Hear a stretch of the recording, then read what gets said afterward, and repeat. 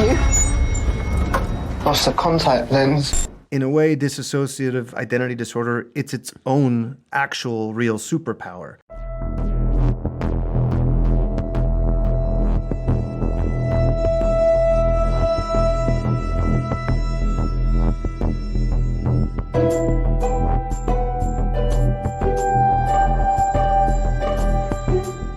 For me, it was important to orient the entire show around that it wasn't just, an element of his backstory or a plot point, but it was actually everything is oriented by that fact, and that everything that you see is an expression of his disorder or of his struggle. I spoke with psychiatrists.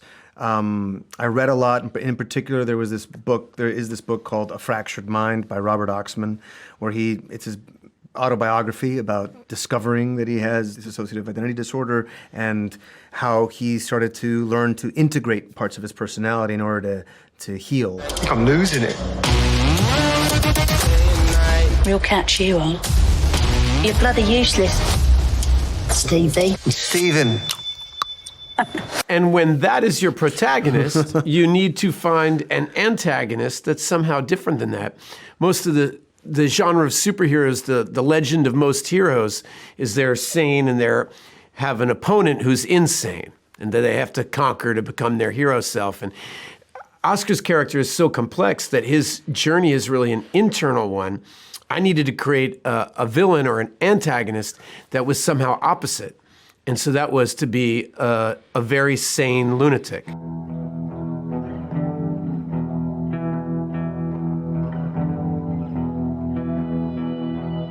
As I talked to Oscar a lot, it became very apparent when he was deep in study of DID, and that disorder operates in a dream language and a dream landscape. And we were using that as a point of view for the film, that the film, you have an unreliable narrator. He's telling you this story, but he doesn't even know himself.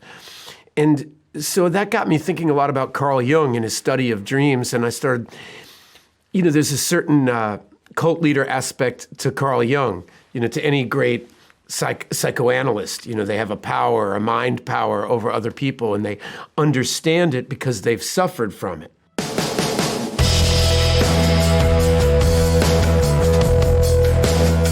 First, I was like, I want to create an indelible character. If I'm going to do this, I want to find a character that I'm going to be excited to do every day.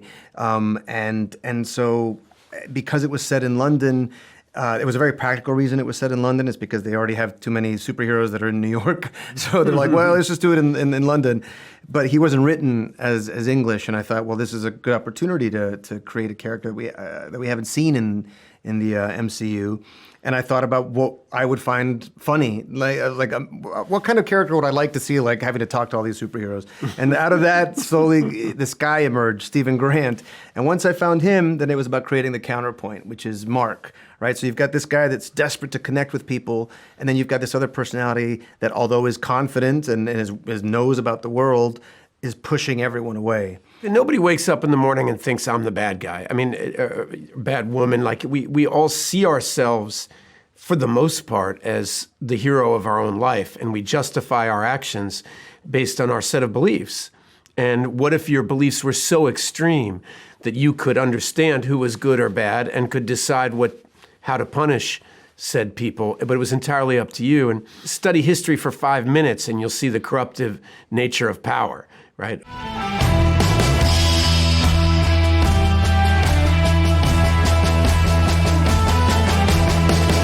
I got him drunk. Yeah, it was. We got drunk. We were playing cards. He was going to be in my movie, but instead I lost. I had to be in his movie. Yeah. I think we really wanted to work together. Well, I don't know. You answered the question. We wanted to work together. I didn't want to work with him. I knew he lived in the neighborhood. I was watching The Good Lord Bird at the time. I mean, I've seen all of Ethan's work, and I just happened to be watching that at the moment. And when we were talking about making Harrow into more of a cult leader, a religious fanatic. I mean, he was just in this show just killing it as a religious fanatic and making a very complicated character. And I mentioned that to Muhammad, and Muhammad had already been talking to Ethan about another project. And then I ran into him at a coffee shop, and we just started talking about it. Sometimes you just follow your nose in life, like everybody does, and it just felt like a good group of people, and it seemed to organically happen to us, and we just ran with it.